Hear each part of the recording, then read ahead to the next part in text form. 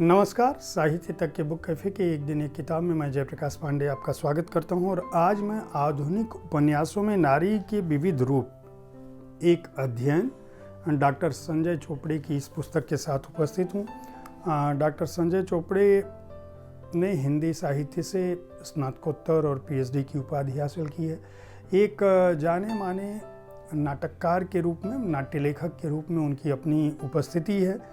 उन्होंने विजय तेंदुलकर, शंकर शेष, विष्णु प्रभाकर का जो एकांकी रूप है, रत्नगर्भा जो मराठी नाटक है, मूर्तिकार मराठी नाटक, मेरी माँ की कविताएं, व्यवहारिकाएं, इस तरह की ढेर सारी पुस्तकें लिख रखी हैं। लगभग 14 से अधिक पुस्तकें उनकी प्रकाशित हो चुकी हैं। 4-5 पुस्तकें आने वाली हैं।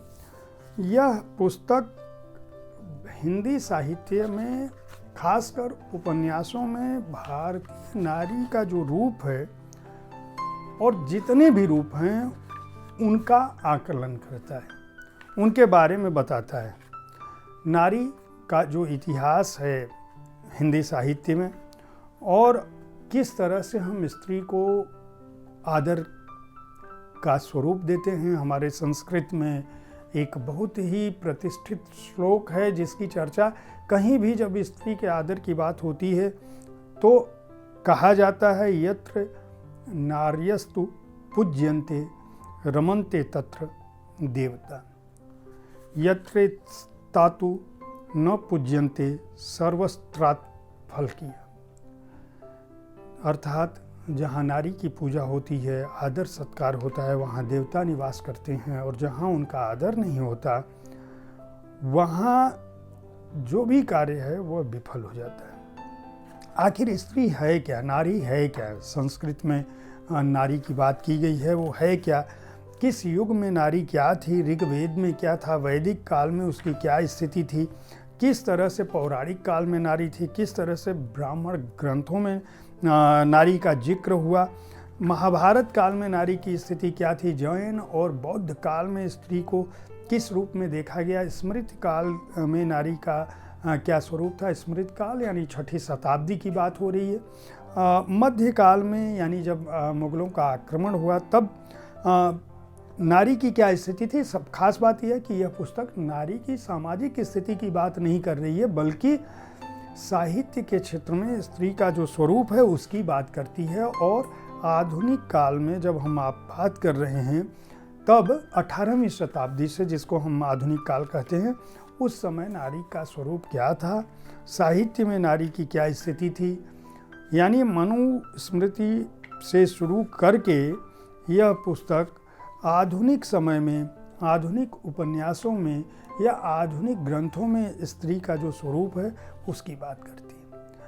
इसके बाद के अध्याय में आधुनिक हिंदी उपन्यास में नारी की जो भूमिका है, ये चूँकि प्रस्तावना डॉक्टर संजय चोपड़े ने लिखी थी, उसके बाद वो आधुनिक हिंदी उपन्यासों में नारी के विविध रूपों का चित्रण करते हैं। और उस चित्रण में नारी जो है किस तरह से माँ बेटी के रूप में, सास बहू के रूप में, बेटी के रूप में, पत्नी के रूप में, माँ बेटी के रूप में, नौकरानी के रूप में, बहन के रूप में, भाभी ननद के रूप में, और मातृ सौख्य यानी माता होते हुए भी सखी के रूप में किस तरह से चित्रित होती है उसकी बात करते हैं। और उन कृतियों की चर्चा करते हैं, उन कृतियों पर नज़र डालते हैं जिन कृतियों में स्त्री का यह स्वरूप सामने आया है। इसके बाद वो आते हैं कि ये तो जो स्वरूप है वो नारी का पारिवारिक रूप है, लेकिन नारी केवल पारिवारिक स्वरूप में उपन्यासों में जो आई है वही तो नहीं थी।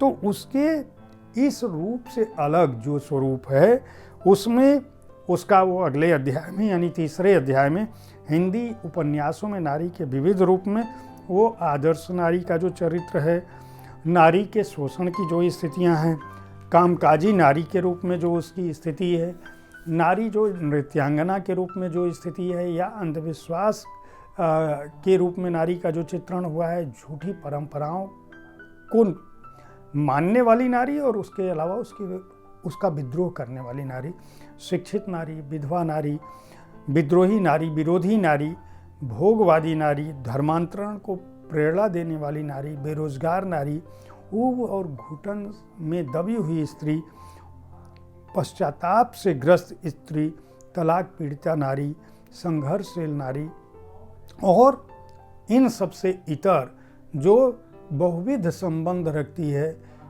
उस नारी का क्या चित्रण है, उसको किस तरह से अवैध संबंध कहा गया या किस तरह से दबंग स्त्री के रूप में उसका चित्रण हुआ, उसकी बात करती है यह पुस्तक। और चौथे अध्याय में चोपड़े ने इस बात को रखा है कि नारी के मानसिक संघर्ष का जो चित्रण है, उसके स्वाभिमान की जो मानसिकता रही है, वो विवशतापूर्ण नारी का जो रहा है, या अविवाहित नारी आजकल बहुत यह बढ़ा है कि नारी अकेले रहेगी। अकेली जो स्त्री है, लेकिन अकेलेपन से ग्रस्त नहीं है, बल्कि उसने यह फैसला खुद किया है, अविवाहित रखने का उसका फैसला खुद का है।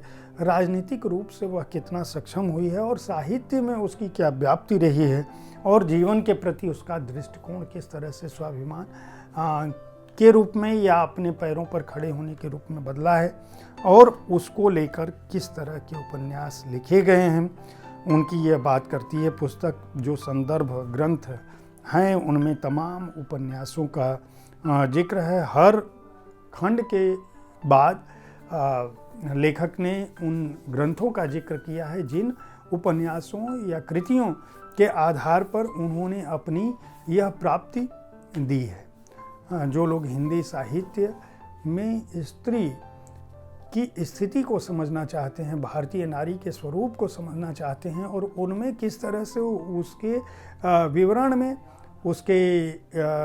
उसके स्वरूप में, उसे लिखने के क्रम में जिस तरह के बदलाव आए हैं, साहित्य ने जिस तरह से नारी को आपके सामने रखा है, उसको समझना अगर चाहते हैं तो यह एक विमर्श की अच्छी पुस्तक है। इसको सर्वभाषा ट्रस्ट ने प्रकाशित किया है। मूल्य है 350 रुपये। हार्ड बाउंड संस्करण में 128 पेज हैं।